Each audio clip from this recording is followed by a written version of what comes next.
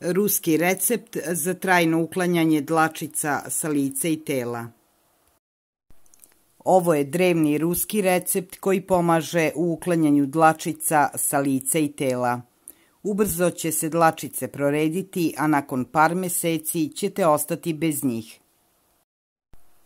Ako nemate orahe u ljuski, kupite ih i sakupite dosta ljuski od oraha, pa ih sve spalite i dobijeni pepeo prelite vodom.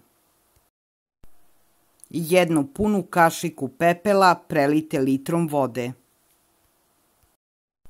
Ostavite da odstoji 12 sati, a onda umočite vatu u tečnost i tapkajte delove tela sa kojih želite da trajno uklonite dlačice. Potrebno je to raditi više puta dnevno, a možete i držati smesu na sebi 30 minuta kao oblog. Ubrzo će se dlačice prorediti, a nakon par meseci ćete ostati bez njih. Ako vam se video dopao, lajkujte ga i zapratite moj kanal. Hvala na poverenju.